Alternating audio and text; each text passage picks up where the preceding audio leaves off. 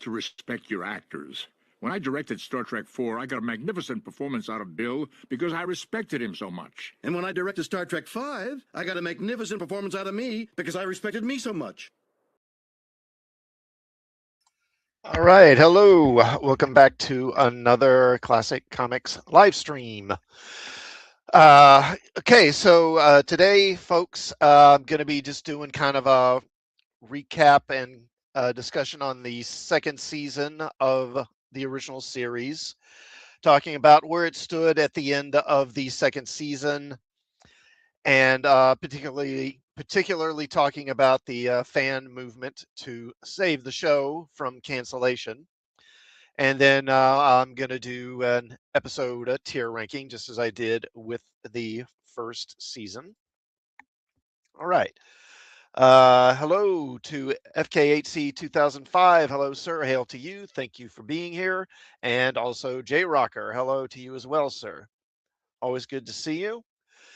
Okay. So, at the end of the second season, Star Trek was kind of in a confusing place because by many measures, it was a successful show. There was plenty of merchandising going on with the show, more than most shows. So it was definitely generating more income from that angle than most shows would. In fact, maybe more than any, except a couple. Like, I don't know, maybe Man from U.N.C.L.E. around this time might have been doing more in terms of merchandising. I'm not sure. And it was also highly ranked in a lot of polls that were done at the time on popular shows, and invariably was ranked up near the top. And it was doing well in terms of, not great, but doing well in terms of the ratings. It was pretty reliably coming in second in its time slot on Friday nights. Although admittedly, it tended to get, it tended to be a good bit behind Gomer Pyle, which kept winning the night. And it was the highest ranked show that NBC had on that night. After Star Trek, the ratings really fell off on other shows.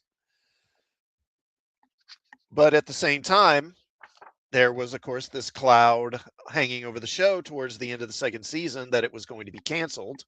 And indeed, there were signals going out that that would be the case. But in many ways, Star Trek was a pretty hot commodity. It did get a lot of press coverage during this period, maybe more than it did at any other time. In the book I have here, of course, I'm reading from Mark Cushman's book, These Are the Voyages, as always, for behind the scenes information. And he gives a catalog of all the magazines and newspaper articles. I'm not going to go through them all that were coming out basically from the 67 to 68 season. But there were quite a few.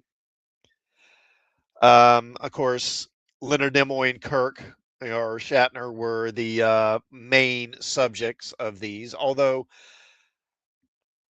Walter Koenig was getting a decent bit of publicity as well. He was getting featured in magazines like 16 and Fave magazine. And of course, they were in TV Guide as well. So Star Trek was quite popular, and everyone knew that, even NBC. Now, on March 9th of 1968, the 15th Annual Motion Picture Sound Editors Award Dinner was held at the Century Plaza Hotel. Bonnie and Clyde and Dr. Dolittle shared the award in the motion picture category. Star Trek took the award for television, beating out Mission Impossible, a show called Garrison's Gorillas, which I've never heard of, and Run for Your Life. Gene Roddenberry was on hand to see the awards being handed. And apparently at this award show, they had a lady handing out the awards, and it was actually Barbara Anderson, who was in The Conscience of the King. She was the kind of the awards girl, I guess you'd say.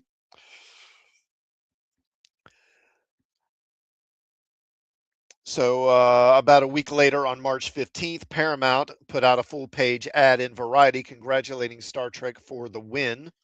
On March 22nd of 1968, Star Trek had 2 scripts nominated for the Writers Guild Award for the Best Dramatic Episode. And actually, let me go ahead and bring that up. Forgot to get that up here already. There we go. And the nominations were for The Return of the Archons by Boris Sobelman, with story by Gene Roddenberry, and City on the Edge of Forever. The first draft of that episode by Harlan Ellison. Roddenberry sent in Archons as Star Trek's official submission for award consideration. Ellison, who was at odds with Star Trek, sent in his own first draft as a means of protesting all the rewriting by the staff. Ellison wound up winning the award and winning decades of bragging rights.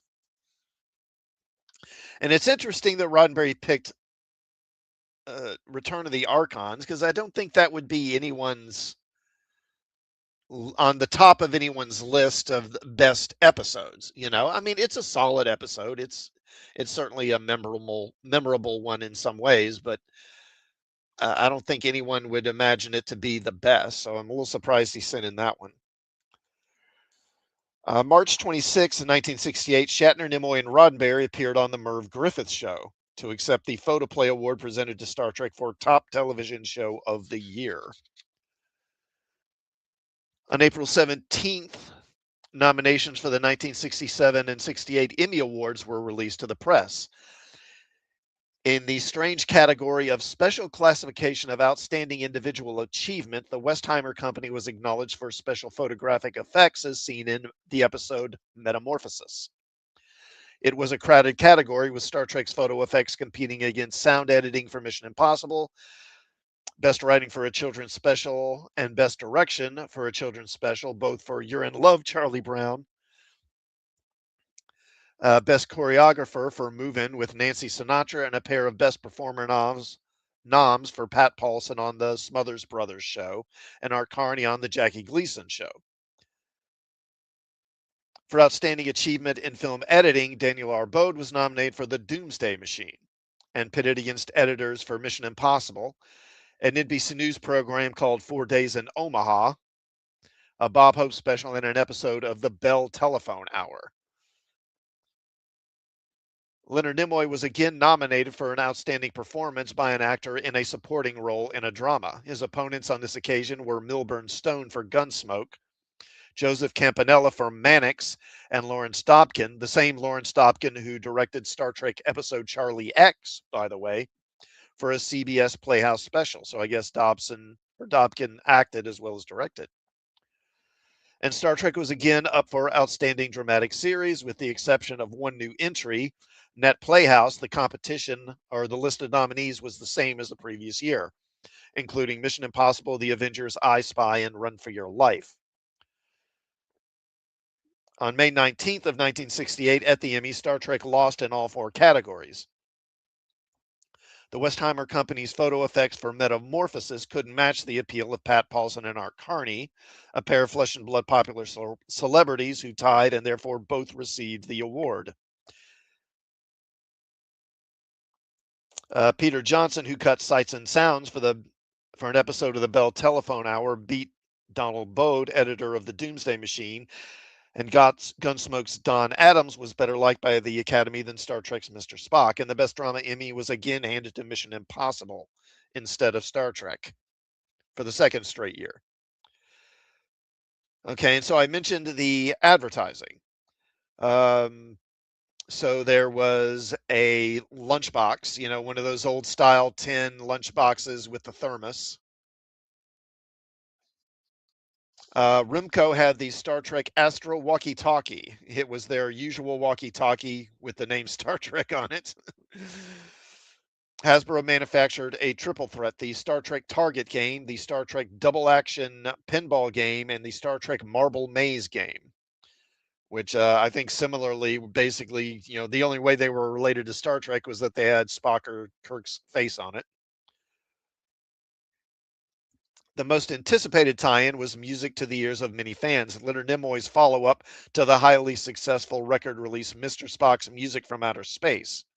With this new LP, however, there would be half as much Spock and twice as much Nimoy. Quote, "I don't make personal appearances as Spock," Nimoy told Ruth Berman in 1968 for Inside Star Trek.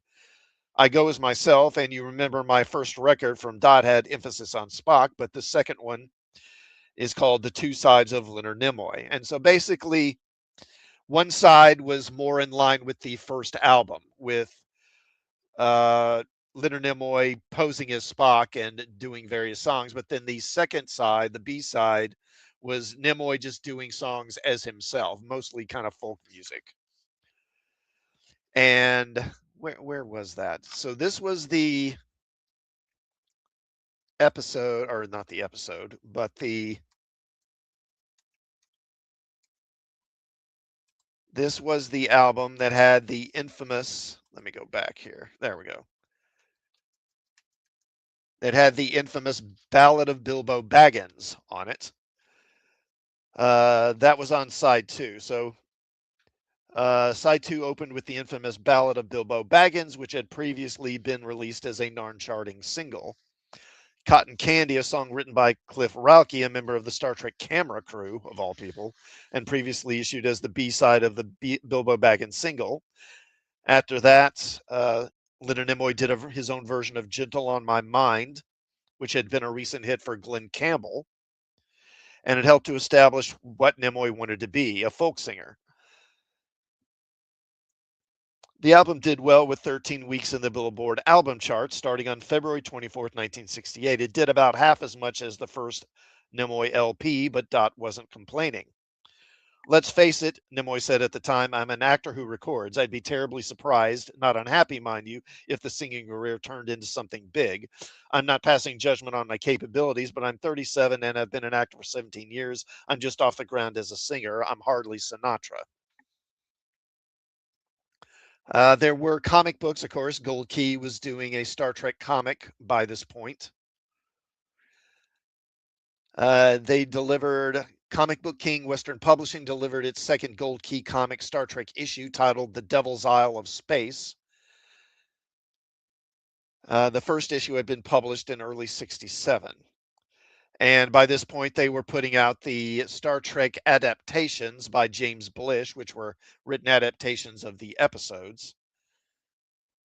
And as noted in some of the other streams, this caused a bit of a problem because in order to adapt these stories for the books, Blish was, he was rewriting them. He was changing things and altering them somewhat. And of course, the writers of the original episodes, some didn't like that. And it also caused some legal issues.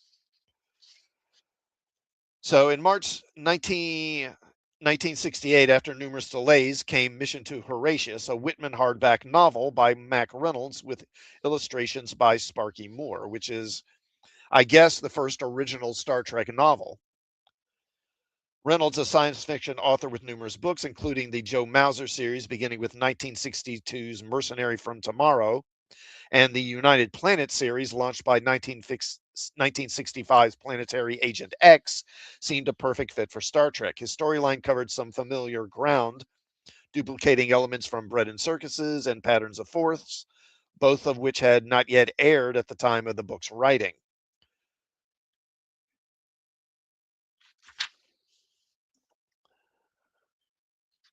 Okay, so for TV Week's second annual poll, listing the primetime series of 1967 based on favorites by age group, this poll found Star Trek to be the #1 series in two important groups, 20 to 30-year-olds as well as 30 to 40-year-olds. Mission Impossible, the darling at the Emmy Awards, came in second in both of those polls. Variety reported that the University of Chicago conducted a poll of high schools in its area, ranking all network shows in the order of the most frequently watched. The top 10 in order of preference were I Spy, Mission Impossible, The Man from U.N.C.L.E., Star Trek, which was at number 4, Get Smart, Time Tunnel, The Monkees, Hawk, The Fugitive, and Hogan's Heroes. AC Nielsen also supported. Oh, hey, Gwagnar. Hello, good to see you, man. Always appreciate you being here. Thank you for stopping by. So AC Nielsen also supported the belief by many that Star Trek was a popular series, even though NBC said otherwise. According to Nielsen, Star Trek placed within the overall top 10 during the summer of 1967. To publicize the news, KNBC, the network owned station in Los Angeles, had a picture taken of the Enterprise bridge where a giant sign read, Blast Off Star Trek Premiere 1967-68 season, September 15th, 1967, 8:30 p.m.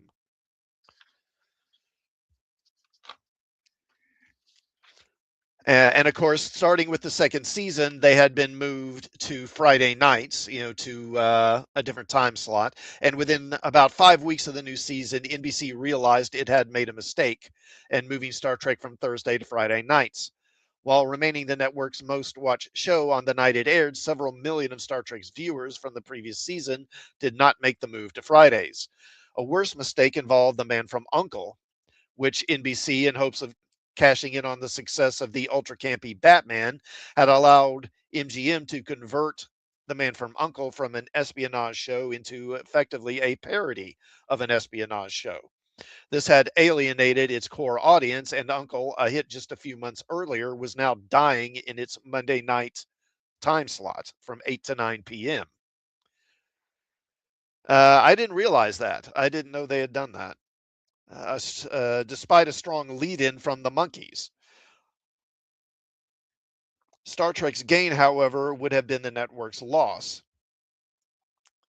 at least in regard to Friday nights. With Star Trek, if Star Trek, I skipped a bit here. So basically, NBC, some Variety reported that NBC was mulling over moving Star Trek from its Friday night slot to the 8 to 9 slot on Monday and replacing Man from Uncle because Man from Uncle was doing so poorly. But the problem was their other shows on Friday were not doing well. And so their Friday night lineup was so weak that they were afraid, well, if we move it from Fridays, then our Friday night ratings might really just collapse really badly. And that they didn't have any really clear, they weren't really sure what they would do with a replacement. So what they did instead is they pulled a Man from Uncle from the schedule mid-season and replaced it with Rowan and Martin's Laugh-In.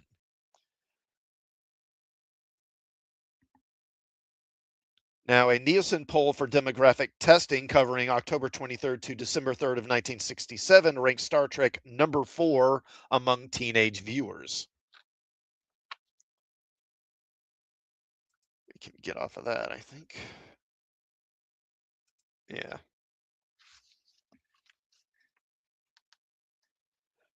Now, Arbitron's rating service in the US also reported good news. A national survey taken in 61 markets from spring of 1968 showed that Star Trek had over a 30 share. That make it or break it number the networks and their sponsors were so taken with at the time. In fact, according to the survey, the average share for Star Trek in the 61 prime markets was 39.5%. And I'm guessing that's audience share. I mean, I'm not sure what else it would be. Another measuring tool was the number of Enterprise model kits being sold. Prior to 1967, the top seller associated with a TV series, as far as models was concerned, was the Munsters Hot Rod. But then it was supplanted by the Enterprise. It moved 1 million units over a 2-year period. The Enterprise model had sold as many, I'm sorry, so no, it was the Munsters car. It had moved over 1 million units over 2 years, and the Enterprise model had sold more than that in less than 1 year.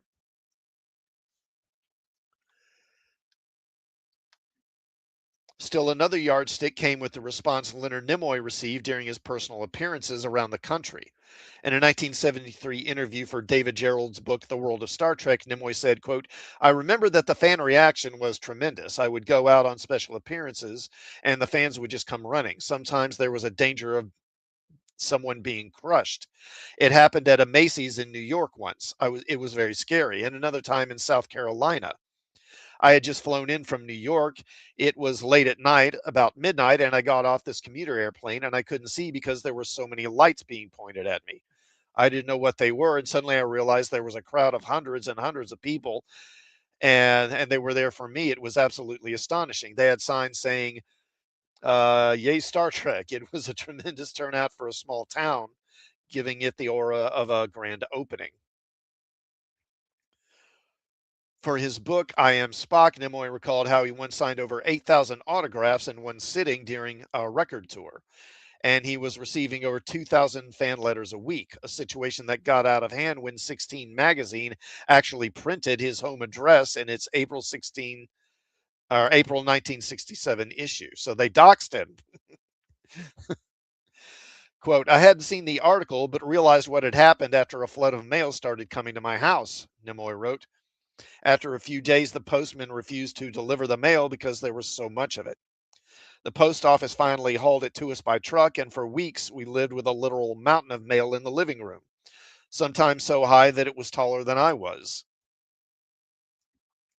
Walter Koenig in the world of Star Trek told that as a result of being pushed by 16 magazine, he was receiving about 650 letters a week, which at the time was considered an enormous amount. The entire cast, in fact, was being buried in fan mail. And then they have a quote here from DeForest Kelley. I know you may have heard it because I've seen him talk about this in interviews, but he basically got a letter from a woman who basically sent him a joint in the mail. Nimoy's fan mail became so immense that he hired Teresa Victor, a personal assistant whose primary job was to be a buffer between him and his more over-enthusiastic fans.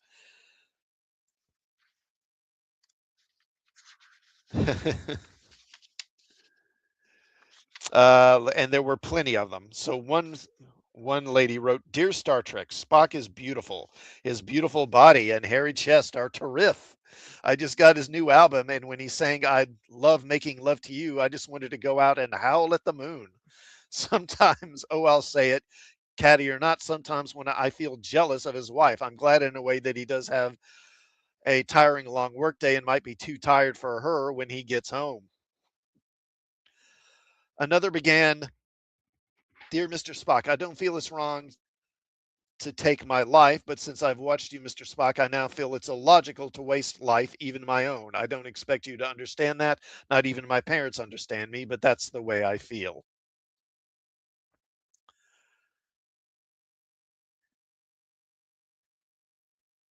Now, at Worldcon 1967, during the Labor Day weekend, a contingent of Canadian fans showed up wearing Spock ears. Later, for the Masquerade Ball, 9 people arrived, all dressed as Spock. It was a curiosity, but it was an indication of things to come. And then came the fanzines.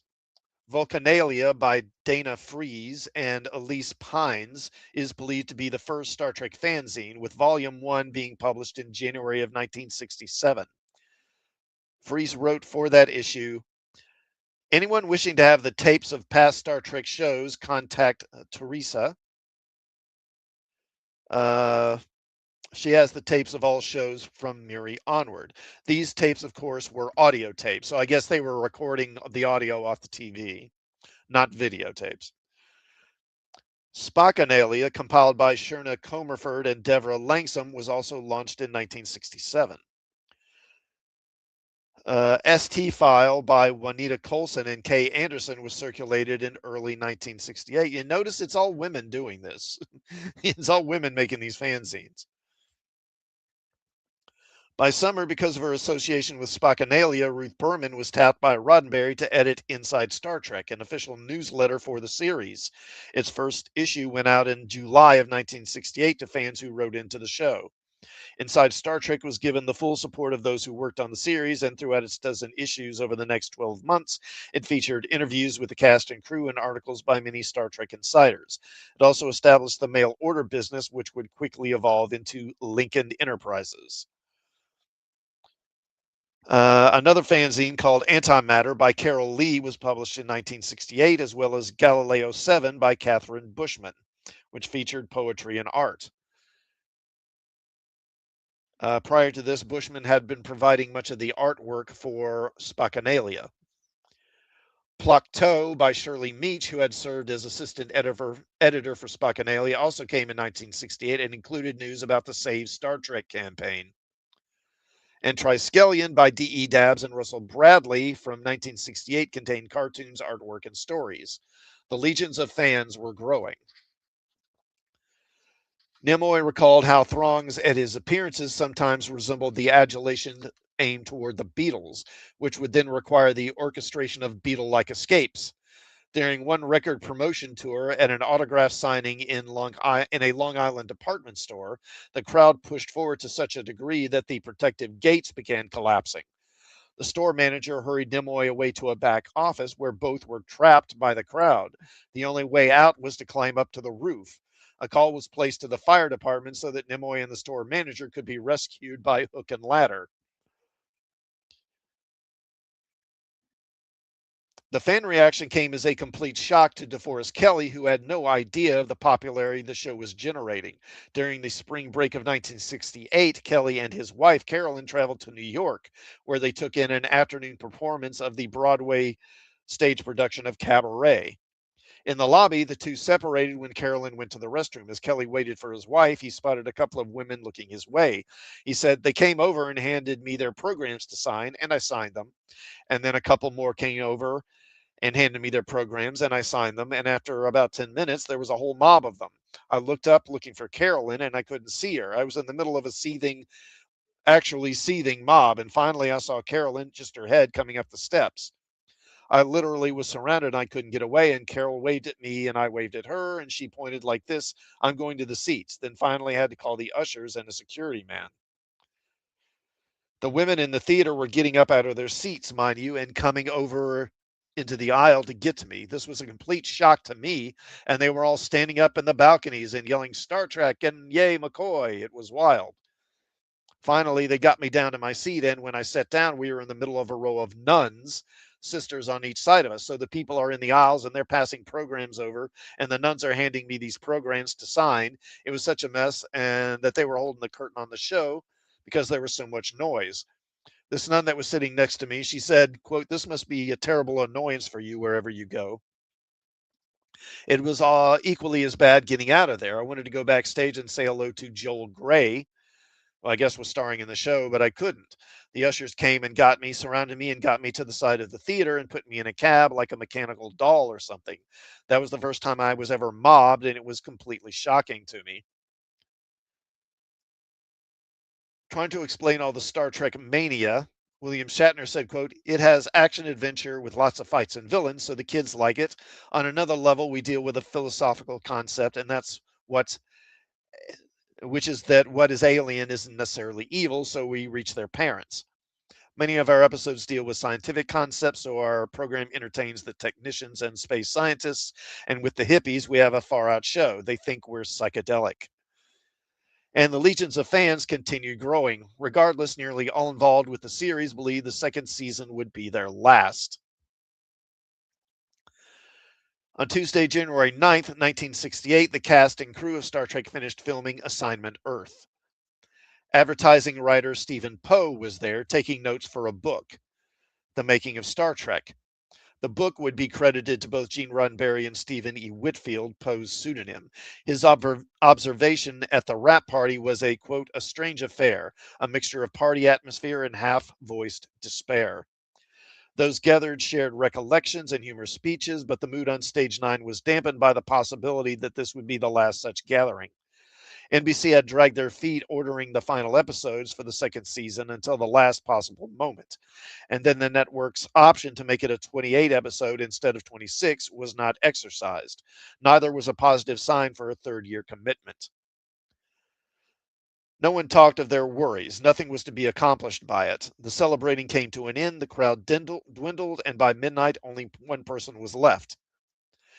Poe said, quote, "I remember standing there alone in the middle of the darkened stage after everyone had gone. It was an incongruous sight. Paper cups, plates, and napkins scattered about, the makeshift bar standing beside the engineering room, the remnants of a 20th century party mixed in with the interior of a 23rd century starship. A starship that might never again go voyaging through the uncharted reaches of space. I experienced the sadness then and knew how the others must have felt and understood it." In early 1968, history was made on television. It didn't have to do with the first televised presidential debate, which changed the course of an election, or when a teary-eyed Walter Cronkite told us President Kennedy had died, or when the Beatles appeared on the Ed Sullivan Show, or when the first man walked on the moon and the event was seen around the world. The moment had to do with save Star Trek. This moment had its beginnings 5 months earlier. On October 17th of 1967, Gene Roddenberry sent a memo to his staff. Quote, NBC informs us that Star Trek has now passed the monkeys and is the #1 show in all the nation in terms of fan mail received. Not only this, but every report is that Star Trek's fan response is by far the most devoted and enthusiastic by all measures. Many of the letters pleaded with the network to move the series back to Thursday nights or to any night other than Friday. One letter, typical of so many, came from a college administrator at the University of Wisconsin. It read, quote, last year, my students told me about Star Trek, and I've been a faithful watcher ever since. I really enjoy the maturity of the plot line on most of the programs in the series, and the occasional shows which utilize humor are very entertaining. In my position, I receive quite a bit of feedback from the student body in both there, and my only complaint is the scheduling of the show. Friday night is usually night out on the campus, and we are all having to decide between Star Trek and the local beer emporium. We all love Star Trek, but could you please schedule it on another night? The college administrator was one of tens of thousands who took the time to write in, and one of millions who shared these feelings. Two others were John and Bijou Trimble, the science fiction enthusiasts that Roddenberry had met at the conventions he visited on Labor Day weekend in 1966. They had since become VIPs on the Star Trek set and were visiting in October when rumors were circulating that the series would soon be canceled. Bijou Trimble said, quote, we were all talking about that while driving back to Oakland. My husband started all of this. He said, you know, that's very sad. There ought to be something we can do about this. Now, that's a dangerous thing to say around me. So the rest of the way home, we talked about how to get a hold of the fans and let them know what was happening, because the networks would not let anyone know. They just say, this has been canceled. And by then it would be too late to do anything about it. The time needed to drive from Los Angeles to Oakland is roughly 6 hours. The Trimbles during that trip came up with a battle plan to save Star Trek. And she says, so we kind of worked out a way to reach the fans. And remember, this is way before computers. It would involve an extensive mailing campaign, but we thought we could pull it off because we knew science fiction fans and we figured we could get some mailing lists from people and so on. As we got home, I said, we'd better call Gene and find out if he wants us to do this, because if he's thrown in the towel, this would be a wasted effort on our part. So we phoned Gene, and he had just come out of a meeting where he had said if there was only some way we could reach the fans. It was an amazing coincidence, I said. We would like access to Star Trek's fan mail, if possible, and get addresses from them. We're also writing and phoning in to see if we can get Tricon's mailing list, and also from a dealer or two that we know who have extensive mailing lists. Of course, Gene wanted to get his hands in there, and we said, no, you can't be directly involved, because that's the first thing that NBC is going to accuse you of. They'll say, you manipulated this, you paid for it, and all of that. We said, you can't be directly involved, otherwise it would undermine the whole fan effort. Oh, hello. Hello, Rogues 1138. Good to see you, man. Thanks for stopping by.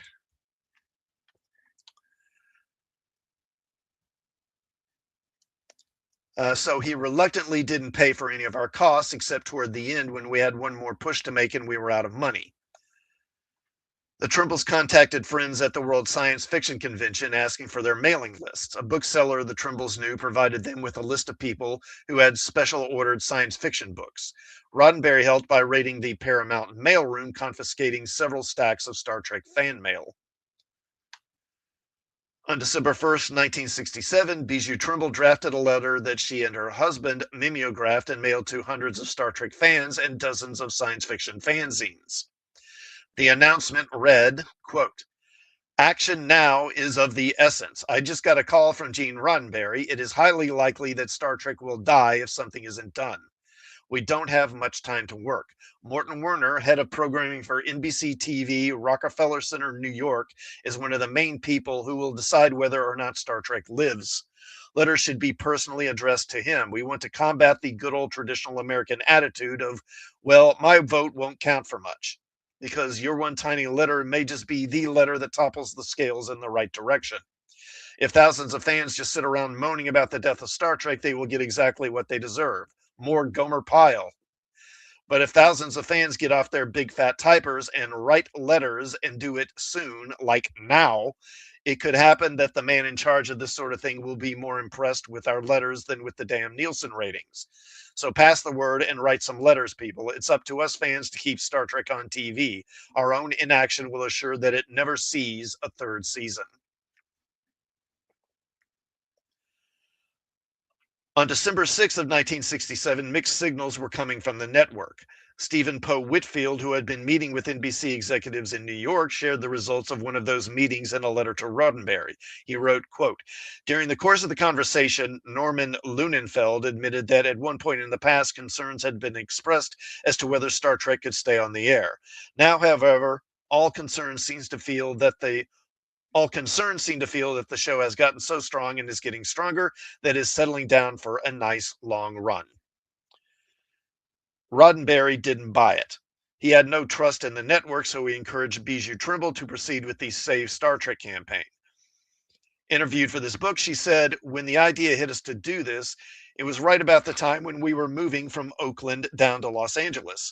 We moved into an old house off Wilshire that we got for a good price, and we weren't far from the studio.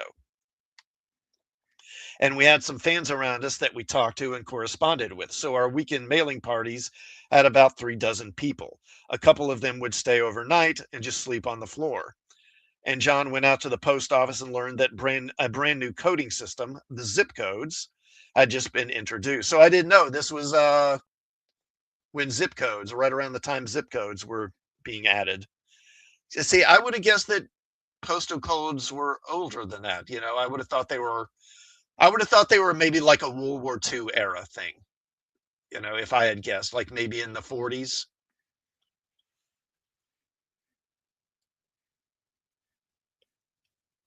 It had, where was I? Okay, and we were told the only way to send bulk mail was if we sorted it by zip code. So we had boxes all over the house, and we tossed all the stuff to be sorted into that, and then John bundled it and took it down to the post office. We burned up 3 folding machines before we said, oh, the heck with it, and we just started getting people to do the folding. We had a mimeograph machine in our basement, and one weekend we had a full couple of days printing, labeling, stamping, folding, and getting mail ready. And Gene did send over a catering truck with a couple of cases of soft drinks and a giant tray of lunch stuff.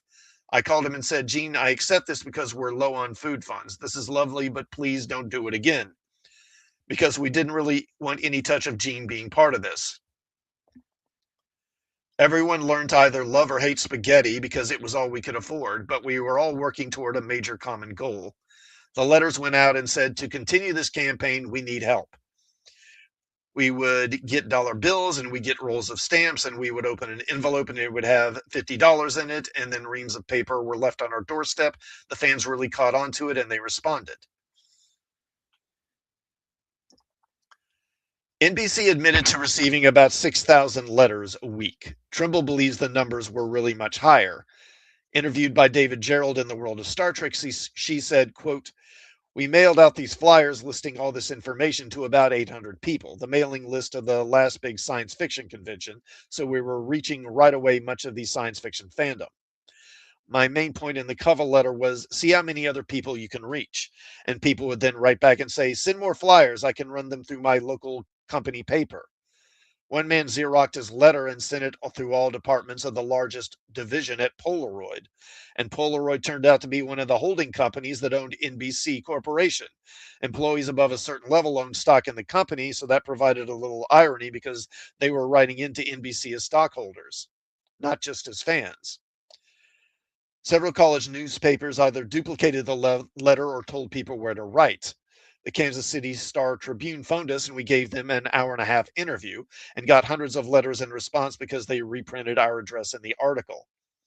High school kids would write in for more letters and pass them out to friends. Several high school newspapers repeated the information.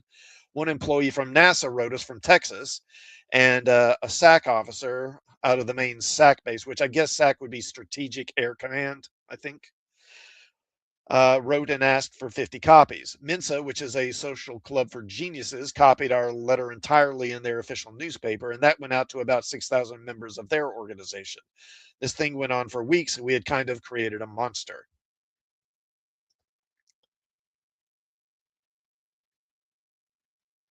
With the influx of mail growing on a daily basis, NBC started an investigation to find the culprit behind the organized protest. As Trimble had predicted, the network immediately focused on Roddenberry, but could uncover nothing tying him with the letter writing campaign. Trimble said, quote, "There were a great many people around Gene who had no idea what we were doing. When we came to visit, Gene was always very careful to keep it fan visiting set, and we kept it that way too. NBC kept accusing Gene and looking around Paramount to find out who was doing this, but no one really knew. Only Majel Barrett and one or two other people who were close to Gene knew what was going on. The domino effect had begun. We'd get letters from people from all over the country telling us that they were trying to help. Like we got a letter from some kid who said, "I went around town and collected 50 names. Their efforts were just wonderful." We were so touched and so amazed, and this was all before computers. Unfortunately, we later found out that NBC counted each petition they received as just one letter. And they did this with all the petitions. So even if you collected 50 signatures on a petition, it would only count as one person.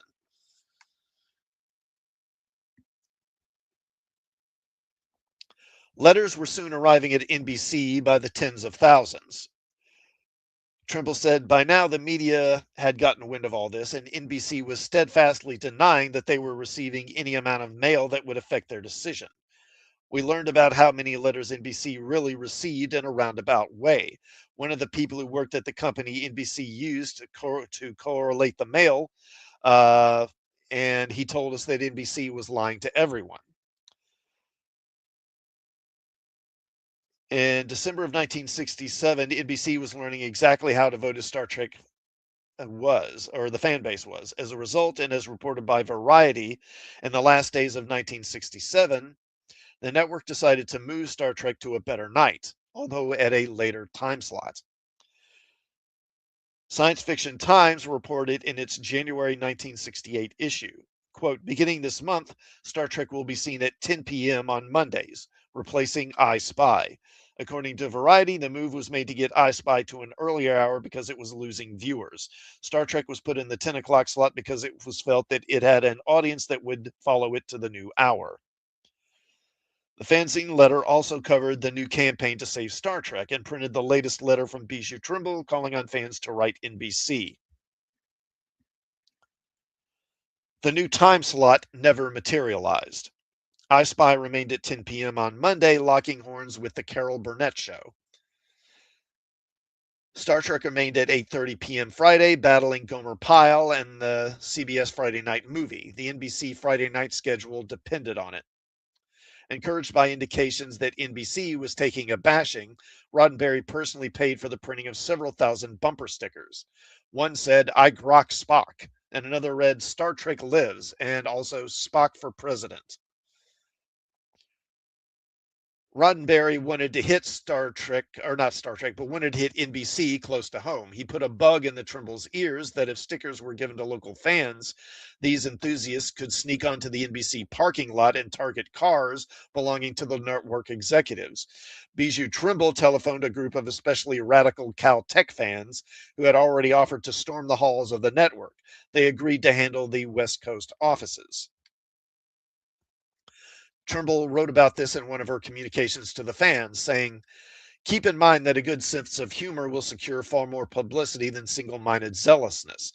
For example, we have always had a secret place in our hearts for the Caltech students who got into the exclusive executives' men's room at NBC and put Save Star Trek stickers all over the wash bowl mirrors. Even one NBC vice president laughed at that. Another obsessively driven fan named Wanda Kendall met with Roddenberry and volunteered to fly to New York and single-handedly assault Rockefeller Center. He paid 350 to get her to New York and back.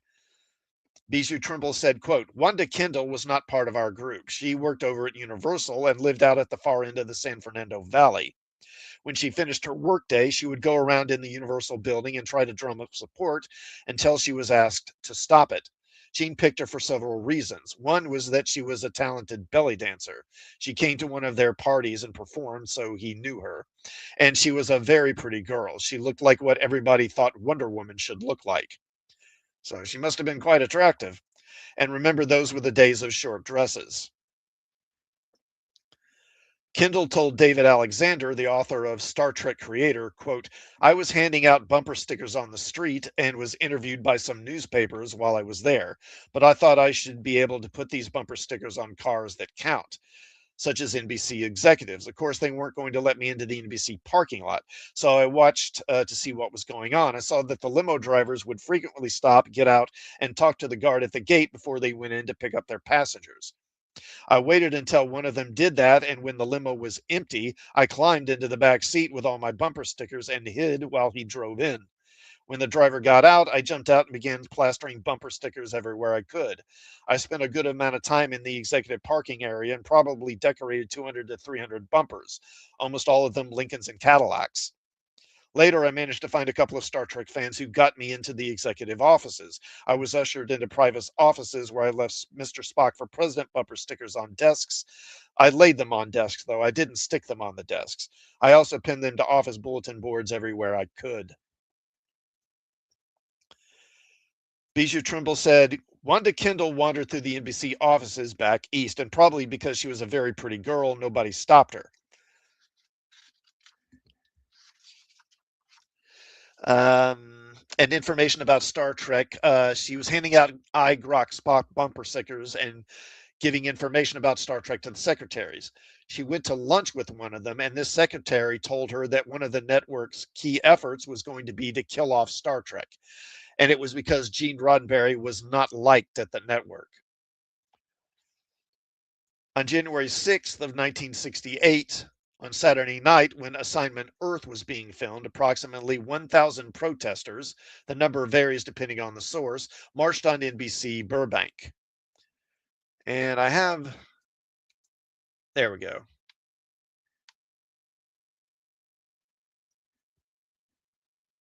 The network had been tipped off about the demonstration. Caltech students had been granted a permit from the city to parade in front of the network building.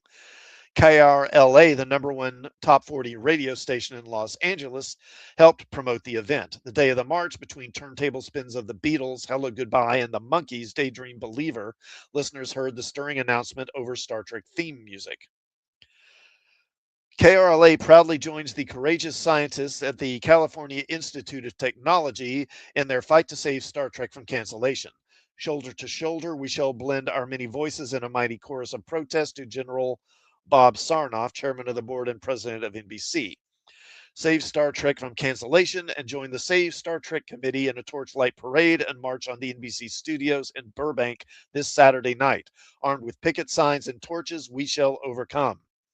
Beginning our march at Verdugo Park at 8 p.m., Save Star Trek tonight.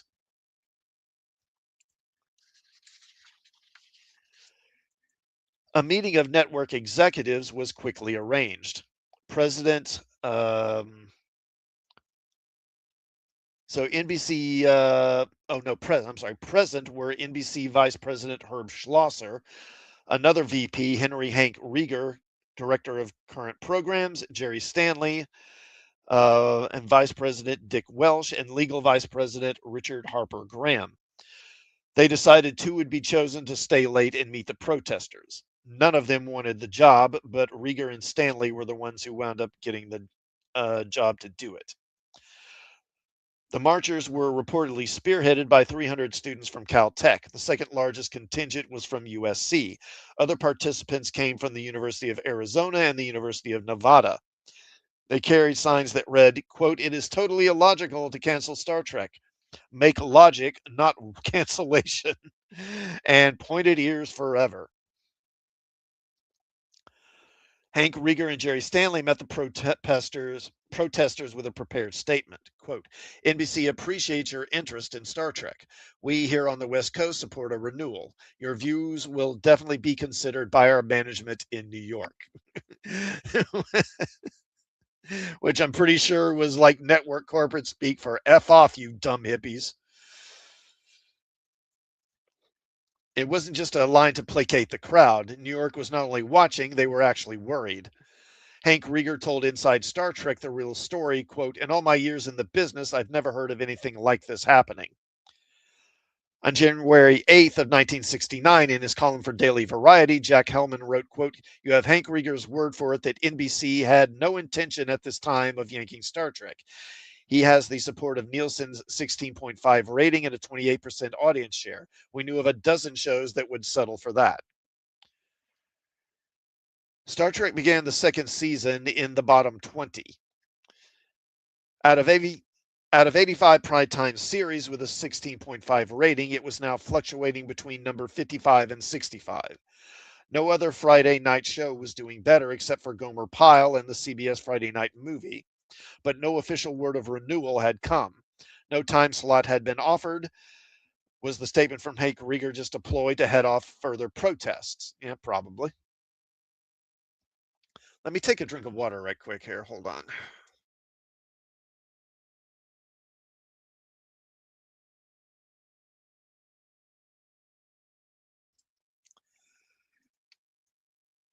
All right. On January 20th of 1968, TV Guide announced that the magazine had been inundated by a surprising amount of letters protesting against possible cancellation of Star Trek. Yet the official word from NBC, according to the editor, was that there are no plans to cancel the popular show.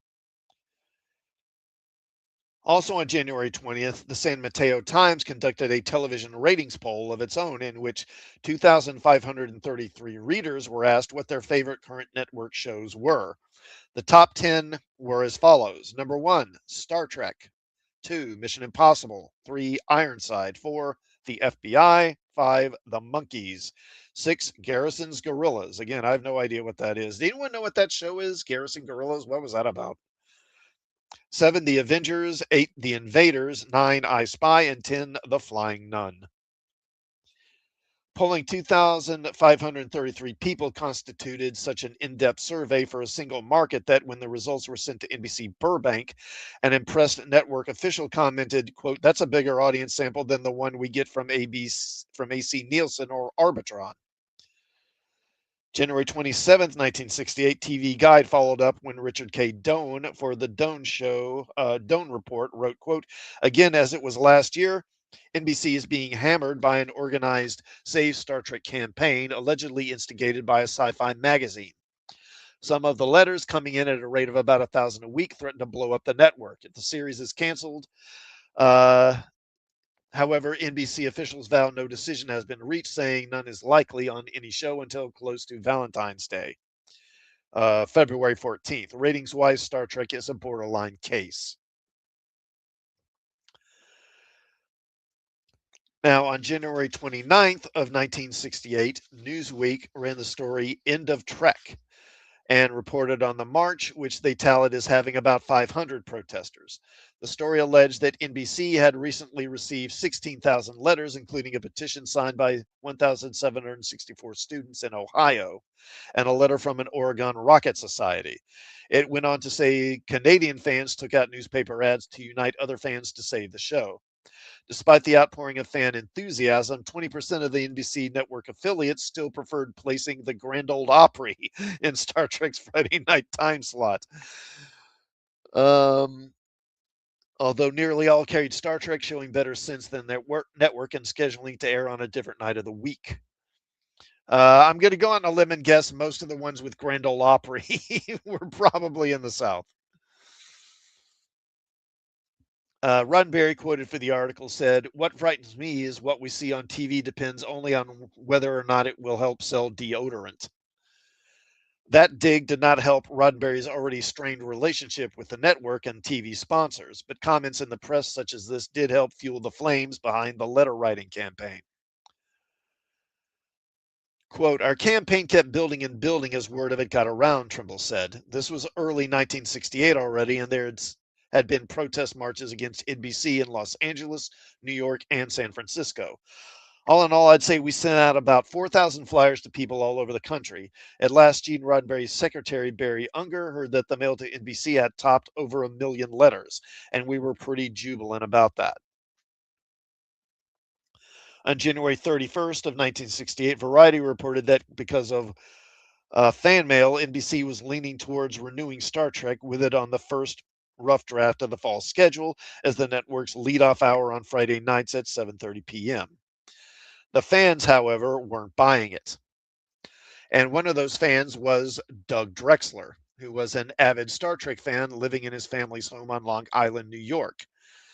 He recalls, the first I'd heard of it was a letter from Bijou, and I remember it was just like being a cold hand closing over my heart, because back then, when you canceled a show, uh, it was just like killing everybody in the show. You couldn't buy a videotape, and if you were lucky, maybe it would be syndicated. So I got this thing from Bijou, and I snapped right away into being very militant. She had guidelines of who to write to and how to address people and things like that. And I literally went on a campaign at school and was stopping everybody. And I made flyers that I would pass out. I organized the Center Reach Committee to save Star Trek. And I organized a core group of people who were writing letters every single day. I think it was Julia Goodman, the president of NBC at the time, or Julian Goodman, excuse me. We were writing to him, and of course, I was writing to all the local newspapers. And I wrote the Long Island Press, and I wrote Newsday and the Daily News. And the press responded with an article and mentioned us in it.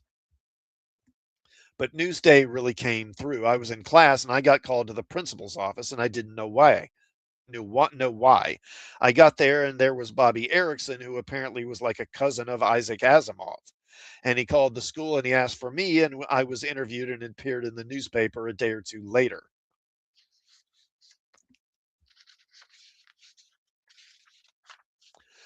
Drexler said, all of a sudden I was like a celebrity in school. I had been the kid who wasn't hip and kind of weird and kinky like the man from Mars, and all of a sudden this weird guy was cool. In every class I went to that day, the teacher read the article to the whole class. It not only changed things for me at school, but it made me realize that it could have some kind of impact, and if you could write an article. On February 1st of 1968, Roddenberry dashed off a letter to Herb Schlosser, NBC's vice president of programming. He pointed out that the fan mail was being received at Paramount each week and was exceeding 6,000 letters. Local polls across the nation showed Star Trek to be an audience favorite. One sample from the previous week rated the series as, quote, first with youth and first with adults. So the Utes like it. That's good. In addition, the stars of Star Trek are rated exceptionally high. Dean Martin was found to be the favorite screen personality, but Leonard Nimoy came in second on that popularity list, with Shatner coming in third. Roddenberry also informed the network that AMT's Enterprise model was, quote, now the top selling model kit in history. In conclusion, Roddenberry promised if the network were to renew Star Trek for a third year, he would buy scripts only from established Star Trek writers. Gene Coon was committed to provide 6, with the same number from DC Fontana, and they could count on 8 scripts from Roddenberry himself. Well, I'm sure they were thrilled with that. On February 9th of 1968, an unnamed NBC spokesman admitted to a syndicated columnist named Ernie Creeling that, quote, it's probably the greatest letter writing campaign in NBC history. The network man credited or blamed 3 science fiction magazines, Galaxy, If, and Analog. Anyone remember Analog? I remember that magazine. I think I read it a couple of times. It was more, it was more like covering like actual science, like science stories. Like when I was a kid, there was a lot of stuff about the space program in it. But I guess they covered science fiction sometimes too.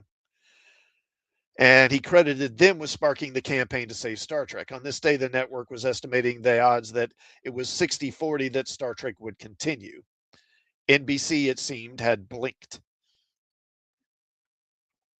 On February 10th of 1968, TV Guide's Richard K. Doan reported for the Nervous Nelly days in network telly, the programs are sweating out what CBS's Mike Dan characterizes as the huge annual chess game of scheduling next season's shows. At the top of the list, NBC was still weighing what to do about Star Trek. Oh, you do remember it? Yeah. Sci-fi pulp. Did they have pulp stories? Yeah, they probably did. I don't remember. I know they did have some fiction. I do remember that, but it seemed in my mind it was more like straightforward, like science articles. But maybe I'm remembering it wrong. I was pretty young.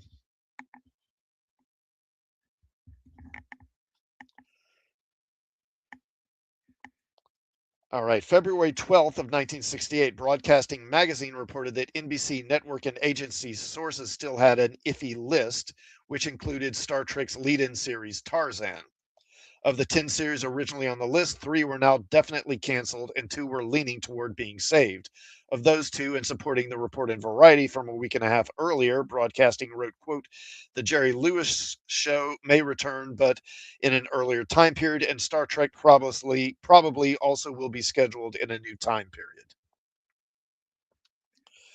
On February 16th, 1968, a headline on the front page of Daily Variety said, quote, "Hint, renewal of Star Trek on NBC." The trade paper reported, quote, "A strong indication of possible renewal for Paramount's TV Star Trek series for next season came yesterday when NBC okayed $10,000 for preparation of scripts for term. Executive producer Gene Roddenberry received the green light for expenditure of coin just as he neared the deadline for readying the sci-fi series. In another week, it would have been too late to rev up stories and plans for next fall, exec said. Star Trek had been regarded as iffy for next season, but the NBC TV move makes the series a solid likelihood for the network's 1968-69 lineup. On February 17th of 1968, more letters in TV Guide. N.H. Zimmer from Metairie, Louisiana wrote, quote, "If NBC kills Star Trek, my 132 seventh grade boys vow to use a phaser on our NBC affiliate." D. Hillman of Burbank, California wrote, "Dear Peacock, if the Enterprise leaves its Hollywood orbit, I'll pluck out your feathers one by one." And there's a lot there's a lot more angry letters here. I'm not going to go through them all. Regardless, the network was hinting at Star Trek having Mondays at 7:30, replacing the Monkees and the first half of Rowan and Martin's Laugh-In, which was likely to be moved. The most recent episode of The Monkees had pulled a 17.5 rating. Laugh-In had an 18.8. Star Trek's most recent episode garnered a 17.0. The article discussed how, quote, in past seasons, the cutoff was pegged at 20 rating and a 30 audience share, but that, quote, many other elements figure into the final decision of the network and sponsors, such as mail. Beyond the mail, any show on a Friday night with damning competition that was only 1/2 to 1 1/4 ratings points under a pair of Monday night shows with light competition certainly deserved to be a contender. That Monday night competition was the 1-year-old and already canceled Cowboy in Africa. I never heard of that one. On ABC, and Gunsmoke, now in its 13th season and drawing an older audience demographic on CBS. On February 21st of 1968, Weekly Variety printed the first draft of the TV Net's 1968-69 schedule. Star Trek was planned for Monday at 7:30 p.m. against Gunsmoke in a new series on NBC called The Mod Squad, making room the cancellations of The Monkees and the shifting of Rowan and Martin's Laugh into Fridays at 10 p.m. A separate report in the same issue ran with the headline, quote, "Star Trek saved from death row by write-in vote." There was no mention in this announcement that a sponsor was needed. The trades, I'll go ahead and skip that. I don't want to go into that. Okay, so February 27th, 1968, Walter E. Whitaker of the National Aeronautics and Space Administration sent a letter to Edward Milkis, finalizing the permission needed for Star Trek to use NASA footage in its episode Assignment Earth. And I talked about that in my last stream, actually. He added a personal note as well, telling Milkus, quote, "Good luck with this possible new series. We understand that Star Trek will continue next season and should have a better time slot. If this rumor is true, we offer congratulations to Gene Roddenberry and all of you."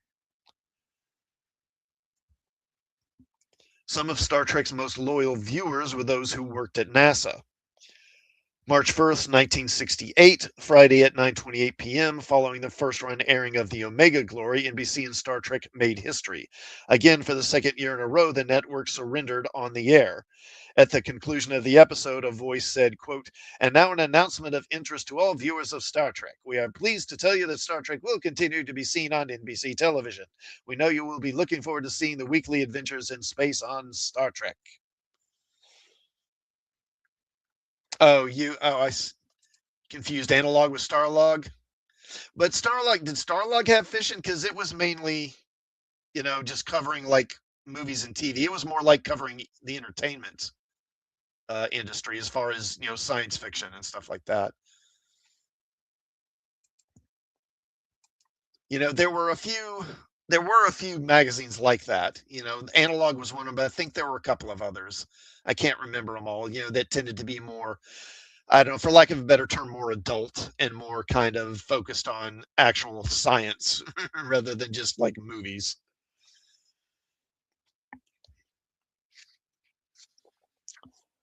Let's see, where was I? Okay.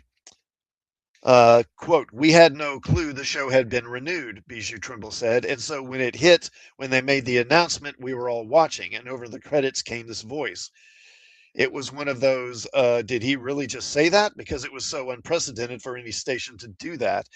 And the phone just rang off the wall with people calling in saying, 'Oh my God, did you hear that?'"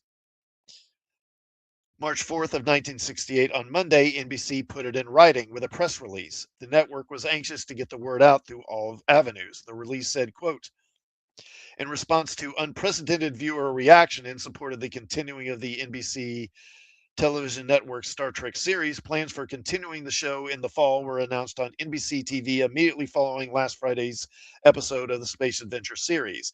The announcement will be repeated following next Friday's program on March 8th. From early December to date, NBC had received 114,667 pieces of mail in support of Star Trek and 52,151 in the month of February alone.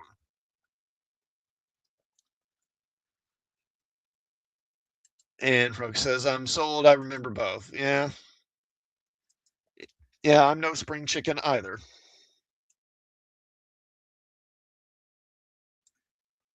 All right. Trimble said a few weeks later, NBC told TV Guide that they had gotten around 200,000 pieces of mail, and in subsequent years, that number has steadily dropped.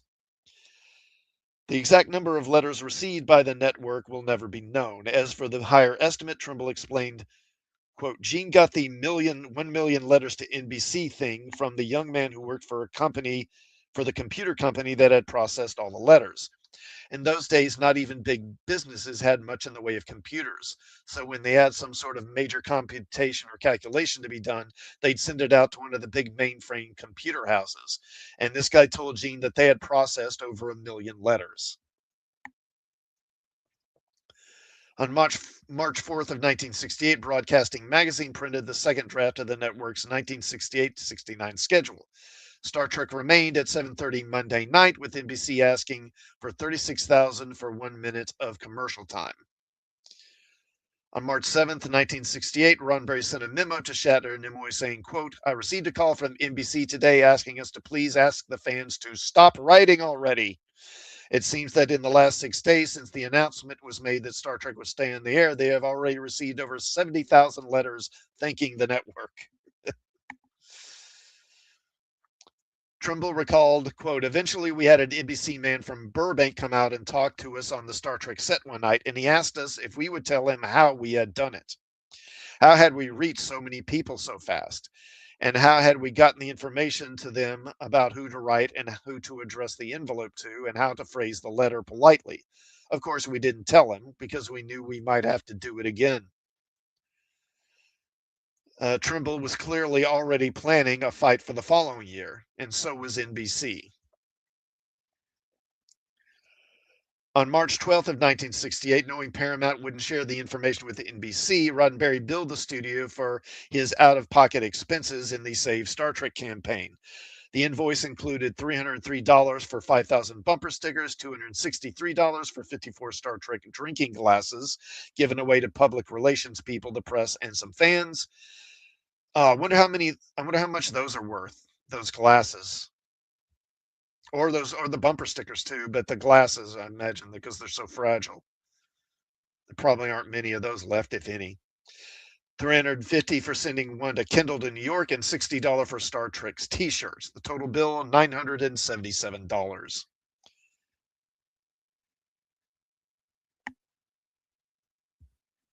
According to Herb Solow, NBC executives reacted angrily to all the manipulation. On April 19th of 1968, Spock and Alien #2 was printed and put in the mail. Co-editors Sherna Comerford and Deborah Langsom printed a missive from Dorothy Fontana. In part, Fontana said, quote, "We were off the schedule, dropped, canceled. The letters, marches, and all the rest of it were immeasurable help in getting us back on the schedule. The renewal was due to many factors: over 1 million letters and petitions, the student protests, Gene Roddenberry's literate, reasonable, and persuasive assault, and personal trips to New York to speak to the decision makers there. We had definitely been off the schedule, and then the fan mail began pouring in. It cost NBC a great deal in hiring extra staff to answer it all, because much of it was from people of some standing in the industry, professionals, and so on. These could not be answered by a routine form letter, so we cost NBC some money, and all of you kept us on the air." On June 15th of 1968, Richard K. Doan for TV Guide, in an attempt to explain network thinking, wrote, quote, "One way to look at it," suggests NBC's astute Paul Klein, vice president, believe it or not, in charge of audience measurement, "is to think of TV as a colossal theater seating about 23 million people. Now, everything is relative," Klein points out. For example, the number of people it would take to fill a Broadway theater to overflowing would look like a mere handful in Yankee Stadium. So in TV's theater, 10 million doesn't look like much. 15, 16 million isn't enough. 20 million? Okay, that'll do. And Klein is a big demographics man, and he also sometimes thinks of the TV audience as a huge people pie. He explains, quote, "Nielsen ratings are home ratings. That's the wrong kind of pie. The right kind of pie is people pie. For instance, we're dropping Tarzan, which was getting an acceptable home rating, but wasn't delivering the right kind of people. Too many kids and old ladies were watching. Tarzan people are worth less to an advertiser than, say, Star Trek people. Presumably because they've got more disposable income, I would think. We're renewing Star Trek partly because we got 115,000 letters asking us to, but also because it delivers a quality, saleable audience. It has as many upper income, better educated males watching as CBS has watching NBC football, which sells for about $65,000 a minute, while Star Trek costs the advertisers only about $40,000 a minute."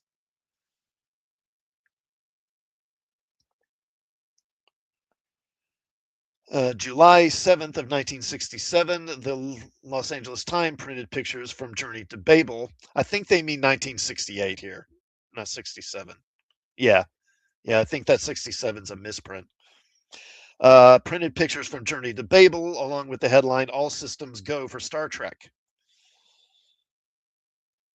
The top newspaper in the show business capital of the world told everyone, quote, "To the delight of Star Trek partisans, all systems are go again on the USS Enterprise, and the spacecraft will be visiting exotic galaxies for another season on NBC." Toward the end of the season, there were disturbing rumors circulating that of that NBC was canceling the series. Almost immediately, NBC was inundated with thousands of protests. Students from scientifically oriented universities literally marched on NBC, even delegations from Caltech and MIT. In a rare showing of candor, NBC admitted that this had influence on saving the series. The turn of events was so startling that it began to sound like a far-fetched science fiction story. But Star Trek will return. On July 28th of 1968, Uhura had the cover of TV Magazine. a Sunday television supplement carried by numerous newspapers in the U.S. The headline on the cover, quote, startling support for Star Trek. For the cover story, Frank Judge wrote, quote, NBC did far more than threaten the fatal crash of a fictional starship when it planned the cancellation of Star Trek. It also set off the greatest save the show deluge of fan mail in television history. By the time Dorothy Fontana's statement about the remarkable accomplishment achieved by the fans appeared in the April 19th, 1968 issue of Spockanalia, or Richard K. Doan explained NBC's thinking regarding the rule in the June 18th issue of TV Guide, or Frank Judge wrote about how the letter writing campaign had made television history, the sweet taste of victory had turned bitter for Star Trek. The fans, jubilant over the news that there would be a third season, didn't know yet, but decisions being made at NBC and Paramount, and subsequent reactive decisions by Gene Roddenberry, had predestined the third season of their favorite series to be the last. And the challenge to maintain the quality would be greater than ever.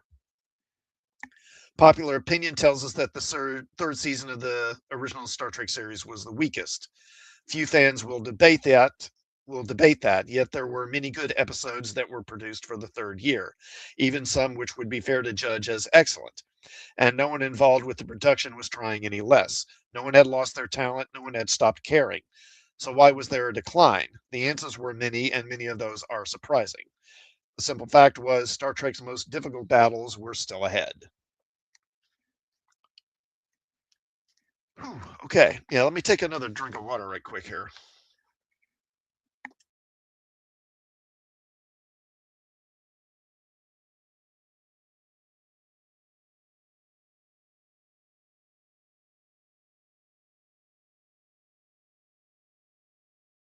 All right.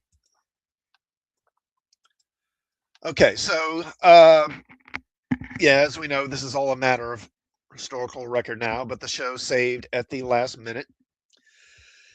So now we'll go ahead and get into the tier ranking. Let me that.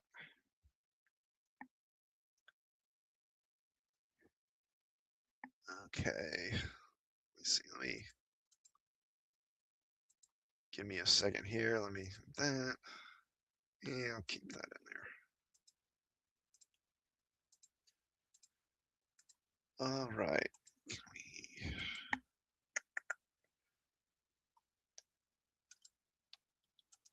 All right.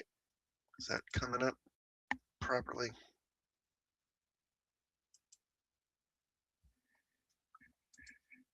Okay, there we go.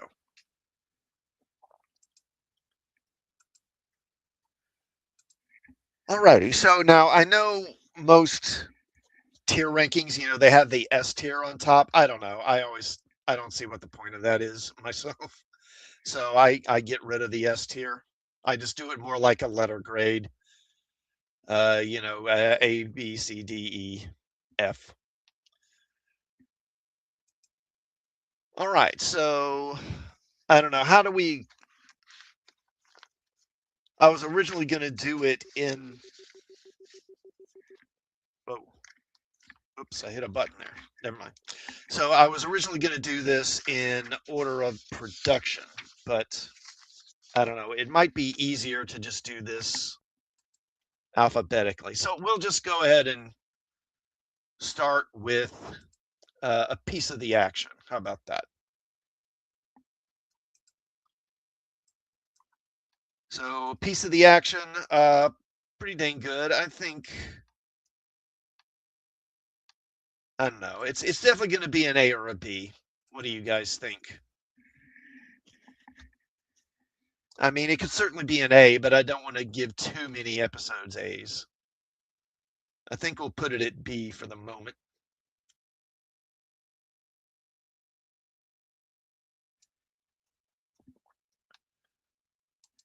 And then next, okay, a private little war. Private little war. Hey, that's probably I'll give it a C. I think that's a pretty solid C. It's certainly nothing special as episodes go.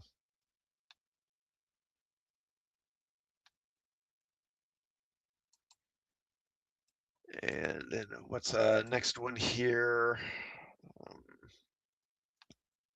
Okay, Amok Time. That is an A, of course. I don't think there's any question of that. Probably, you could certainly make an argument that's the best episode in this season. If I did include an S tier, that would probably be an S tier episode.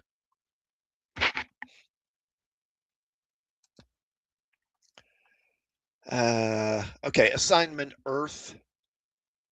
I don't know. What do you think? D, C, or a D? I think D. I mean, it's not a bad episode, but first of all, and particularly, it's not that I'd say overall as an episode, it's a C, but as a Star Trek episode in particular, it's a D because so much of the episode is, of course, devoted to setting up these other characters. So I think we'll go with a D on that one.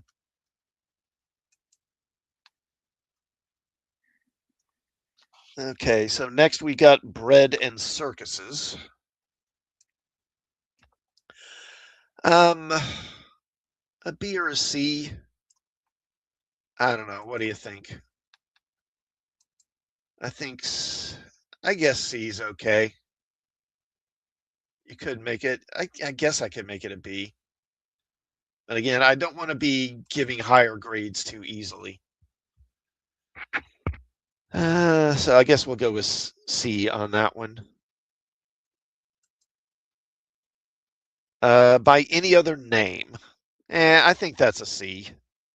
Again, a solid episode, but certainly nothing special.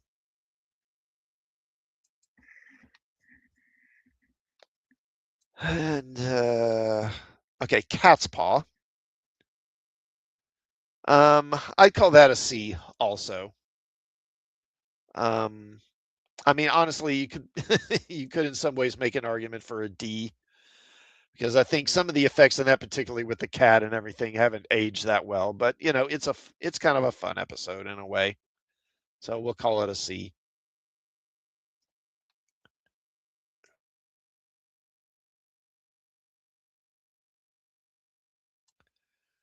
All right.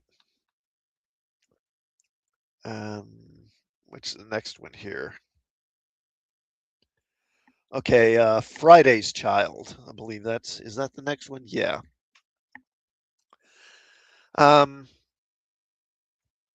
Again, I'd probably go with a C on that one. I think. Again, not a great episode, but not a bad one. It's nice because it features McCoy, and I like when they do that. But I don't think there's enough there to really make it a B.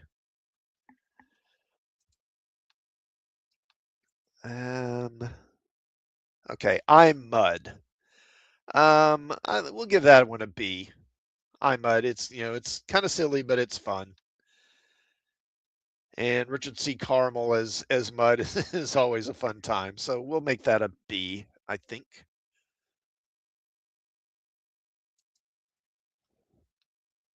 Okay, Journey to Babel. And I think that one's got to be an A, right? Honestly, I would say overall it's probably, yeah, Jay Rocker says definitely A plus for Piece of the Action and Amok Time. Oh, you make Piece of the Action an A, huh? Okay.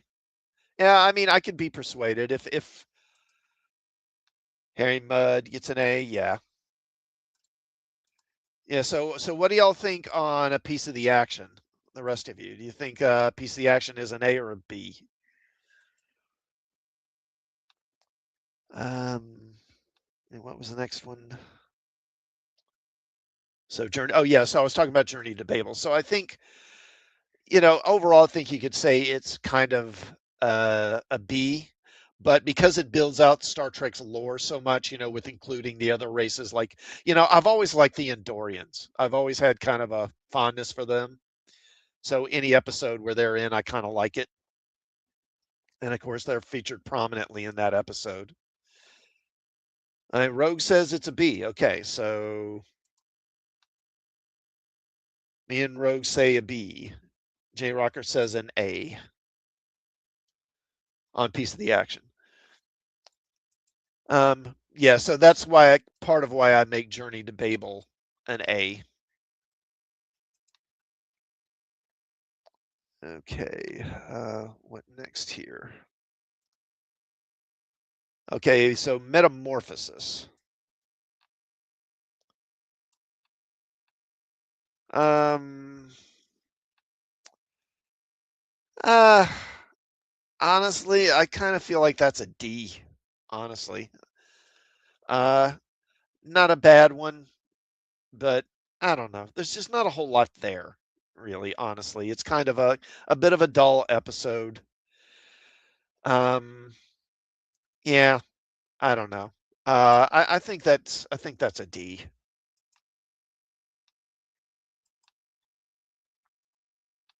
And what do we got next? Let's see. Aaron Mercy. Okay, well, Mirror Mirror. Well, I think we all know where that's going. That's an A, no doubt. Again, that's probably one that if I did an S tier, that would be an S tier episode for sure. No real question on that one. Obsession.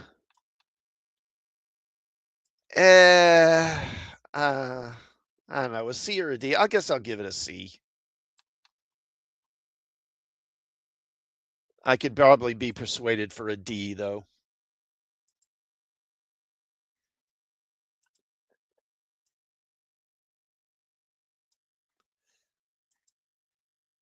Okay, and then what do we got next? Patterns of Force. And Patterns of Force and Bread and Circuses, of course, are very similar because they're both, they come to a planet, and also like Piece of the Action, actually, because they both come to a planet, or each of these episodes, they come to a planet, and it's copying some Earth culture from the past, and it's doing it because some Federation person came to this planet, and meddled with the planet either deliberately or accidentally. Um, you could probably make it an argument for a B. Um, I don't know. I think I'll go with C though.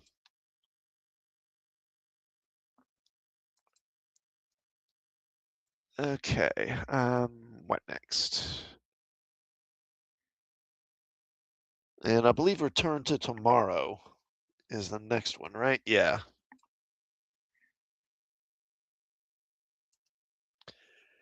And that was the one with Sargon and the other aliens and that take over Kirk and Spock and Dinah Muldar, her character. That one was I mean, honestly, overall, I'd say it's probably a C. But, Kirk does have that big speech. I guess maybe I could elevate it to a B, but I'll make it a C for now.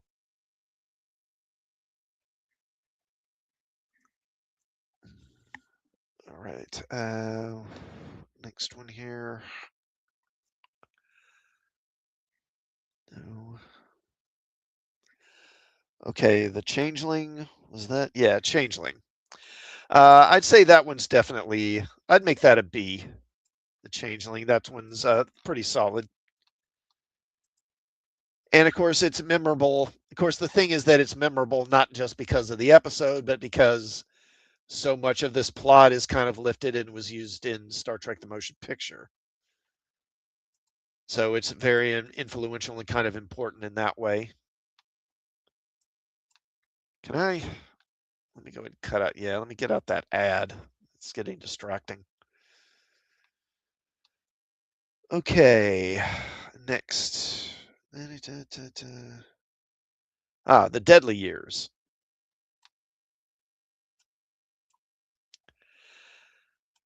I don't know. I would be inclined to think a C, but maybe because of the makeup at the time. I mean, honestly, by today's standards, the aging makeup is not very good, obviously. But again, it was a very different time. They didn't have a lot of the modern latex and stuff like that. So, I think for the time that, having that many characters being aged like that was kind of probably pretty unusual for a network TV show. So I think I'll give it a B, just for the makeup effects, if nothing else.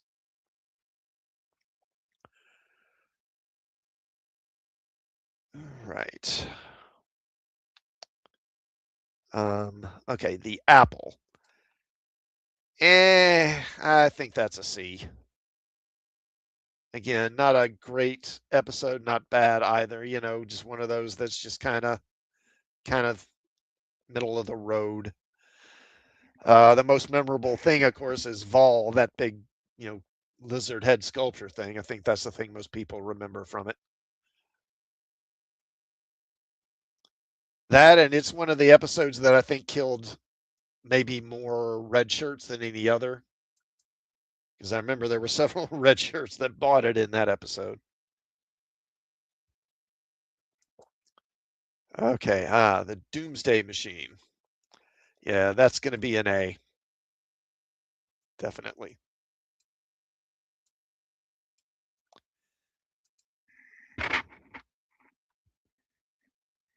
Okay. Let me bring that down a little bit. There we go. All right. What's the next one? Okay, Gamesters of Triskelion. And again, I mentioned earlier, I like Andorians, and there's an Andorian in that episode. I'm tempted to make this an A. I don't know. What do y'all think? A or a B? I don't know. I really can't. I don't think I can justify making it an A. We'll make it a B plus, a strong B. How about that?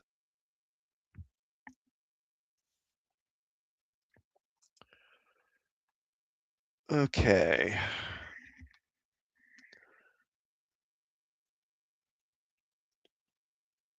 All right. And next, the immunity syndrome. And again, I'll go with a B on that.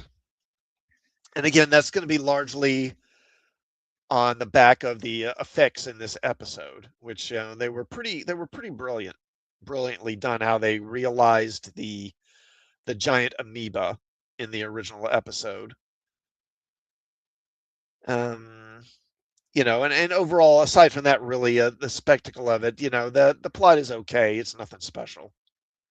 So I guess a B on that one seems fair.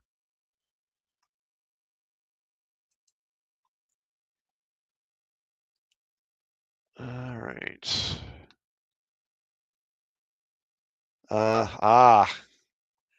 The Omega Glory. I don't know, a C or a D, one or the other. I don't know. I guess I'll go with C. I mean, it's not a bad episode. I don't know. What do y'all think? A C or a D? I think I'll go with C.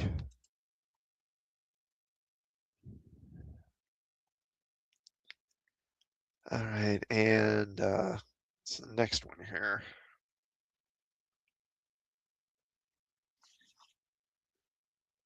Let's see. Okay, so I guess it's going to be Trouble with Tribbles. And and that is going to be an A, of course.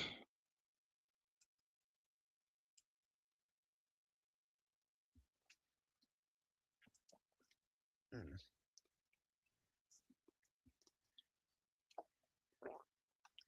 All right, and I think we only got a few more here. So, the Ultimate Computer.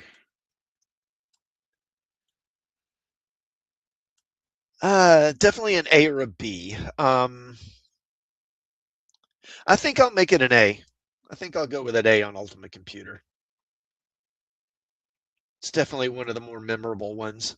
Again, it kind of fills out. It's a really pretty much one of the few episodes where we see other Starfleet ships, and particularly the only one where we see Starfleet ships doing anything.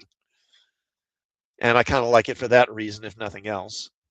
But it's also just a damn good episode. And again, as I said in the stream about that episode, really, this episode is more relevant than ever, considering what's happening. I mean, have any of you seen the story about this?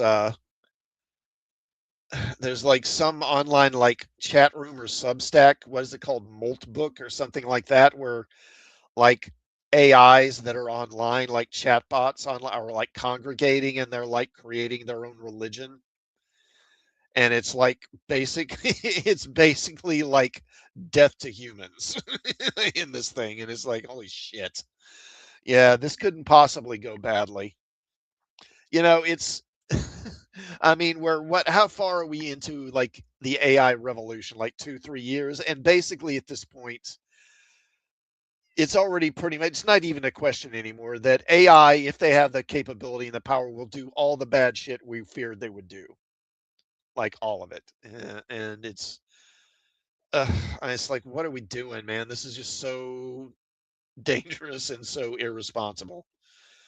And it's one thing if they just, if it were to stay as it is, where they're just like an online, basically like a fancy search engine, or to create AI art or something like that. But as they get more and more plugged into systems, oh my God, it's going to be. Uh, oh, Wagner says, yeah, I seen that story, but now they think it might be faked. Oh, really? That might be a hoax. Oh, well, I hope so. I sure hope so. Oof. Yeah, I saw that and I was like, yikes. Okay, so where was I? All right. Okay, who mourns for Adonias, I think would be the next one. Um, an A or a B? I don't know. I mean, it's, again, it's got some strong, distinctly memorable visuals, with the giant hand grabbing the Enterprise and Apollo becoming a giant. It's definitely one of the more memorable episodes. I don't know. I just don't quite think it's an A, though.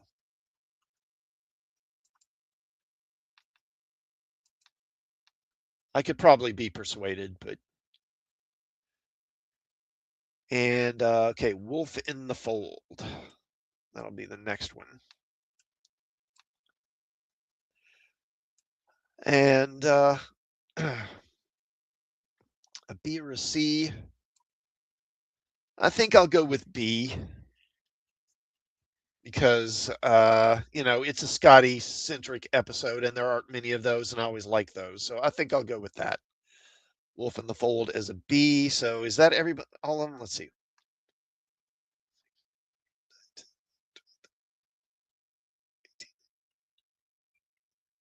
Okay, yeah. So that's all of them. So we've got at a D, we've got Assignment Earth and Metamorphosis. At C, A Private Little War, Bread and Circuses, by any other name. Cat's Paw, Friday's Child, Obsession, Patterns of Force, Return to Tomorrow, The Apple, and The Omega Glory. I don't know. I do think maybe we should move Omega Glory to D. How about that? Yeah, we'll go with that. And then at B, A Piece of the Action, I Mud, The Changeling, The Deadly Years, The Gamesters of Triskelion, The Immunity Syndrome, Who Mourns for Adonias, and Wolf in the Fold.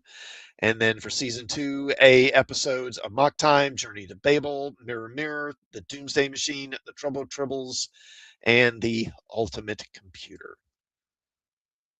I think that's pretty fair. A pretty solid ranking, I think. Okay. I guess. Oh, well, let me yeah, get a screenshot of this right quick before I sign off here.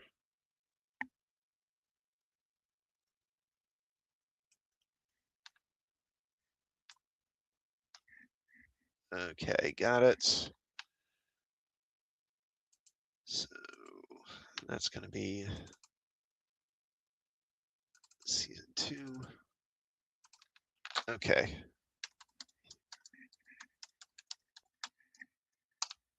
All right. Okay, so we'll stop sharing there. All righty. Okay. All right. So, first of all, as I always forget to do until the end, please do like the stream, and please do sub to the channel if you would, if you haven't, and watch some of my other videos if you haven't already. Okay, so as I've kind of talked about before, this is probably going to be my last stream for probably until about mid-April, because again, I'm getting involved with my post-grad studies, and they're going to take up a lot of my time. So when I come back, I will resume with season 3, and we'll go through.